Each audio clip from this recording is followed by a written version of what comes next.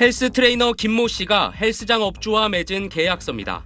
임금 근로자가 될지 프리랜서로 일할지 선택 기회를 줬고 김 씨 스스로 고용관계를 결정한다고 돼 있습니다.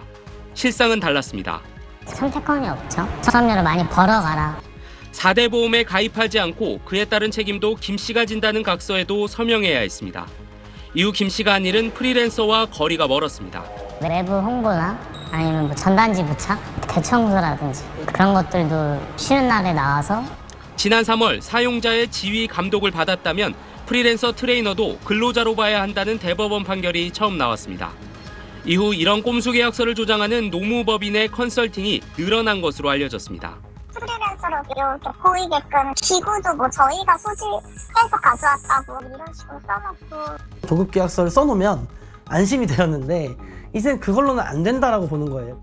최근 1년 동안 트레이너나 강사 등 생활체육인들이 퇴직금 등을 이유로 노동청에 진정한 건수는 시도별로 수백 건씩에 달합니다.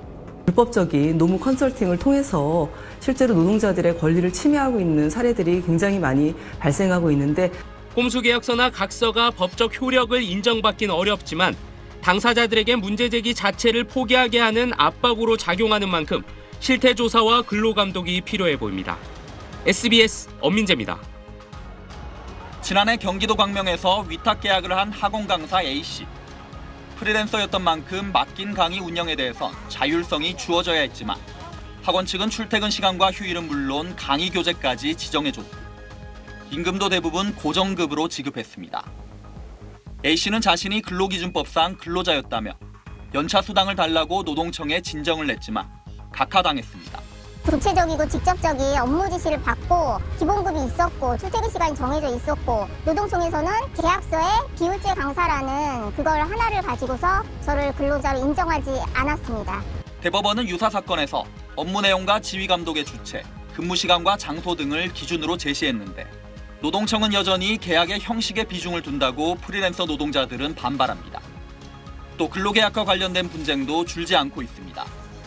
직장갑질 119가 제보 637건을 분석한 결과 2012년 의무화된 근로계약서를 받지 못한 사례가 44%로 가장 많았고 갑질 조항을 강요받은 경우도 30%였습니다.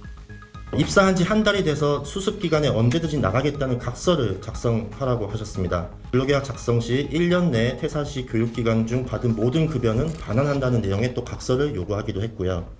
이런 조항들은 모두 법적 효력이 없지만 현실적으로 일자리를 찾는 노동자들이 거부하긴 쉽지 않습니다.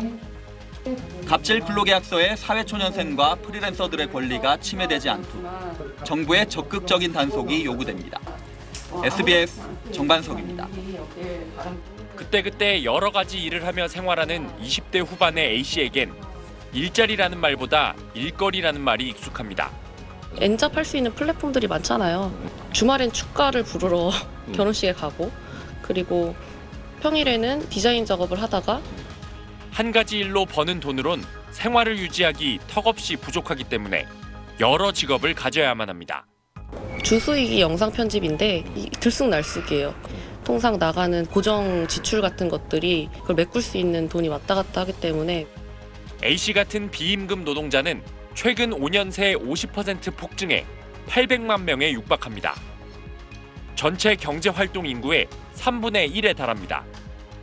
특히 청년 세대인 30대 이하 비임금 노동자 수도 처음으로 300만 명을 넘는 걸로 파악됐습니다. 소득도 불안정해 직종별로 살펴보니 대부분 연소득이 최저임금에 미치지 못하고 이렇다 보니 생활을 영위하려면 동시에 여러 직종의 일을 해야 하는 이른바 엔잡러 생활이 불가피합니다. 통계를 보고 사실은 저도 되게 놀랐어요. 기존의 사회보장제도 체제는 국민건강보험이든 국민연금제도 등 간에 이들을 포괄하고 있지 않아요. 문제는 이들 대부분은 노동자로 분류되지 않아 노동정책의 보호를 받지 못한다는 겁니다. 프리랜서인데 임금을 체불당했어요. 이 사람은 프리랜서라는 이유로 그 보호를 못 받는 거예요. 할 수 있는 건 소송을 해야 되는데 그 100만 원도 안 되는 돈 받자고. 기존의 정규 노동시장이 급격히 허물어지면서 미래 세대에겐 기존의 일자리 관념이 이미 해체된 상황. 이들의 현실을 온전히 반영하는 노동정책이 요구되고 있습니다. SBS 원종진입니다.